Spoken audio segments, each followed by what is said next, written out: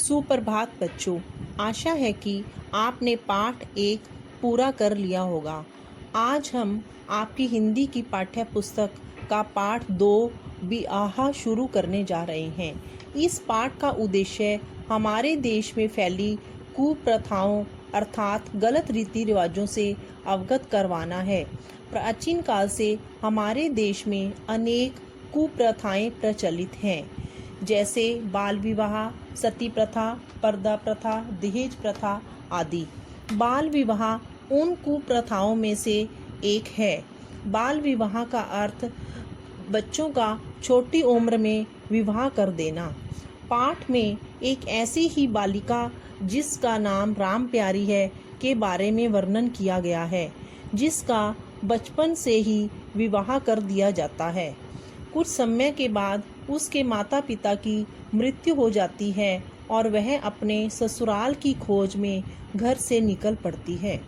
लेखिका सुभद्रा कुमारी चौहान ट्रेन से जबलपुर से आजमगढ़ जा रही है।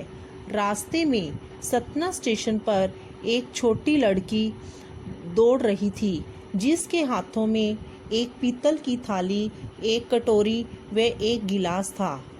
एक कांस्टेबल ने उस बच्ची को ट्रेन में बिठा दिया और लेखिका से विनती की कि आप इस लड़की को इलाहाबाद में उतार देना।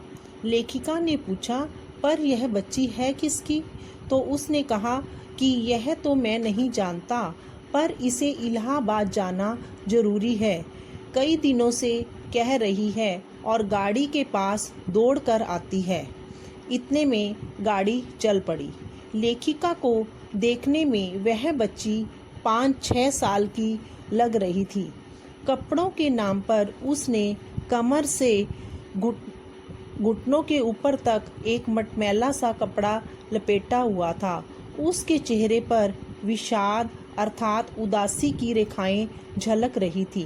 वह बिल्कुल शांत और मौन बैठी थी।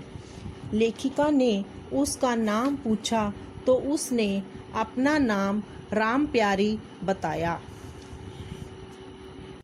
वह छोटी सी बच्ची थी, परंतु उसमें साहस व आत्मविश्वास की कमी नहीं थी। वह आशावादी थी और बड़े विश्वास के साथ अजनबी शहर इलाहाबाद में अपने पति को खोजने के लिए निकली थी। इलाहाबाद स्टेशन आया तो वह अपनी थाली, कटोरी और गिलास लेकर प्लेटफार्म पर उतर गई। प्लेटफार्म पर टिकट जांचने वाली महिला ने राम प्यारी से पूछा, कहाँ से आई है और कहाँ जाएगी?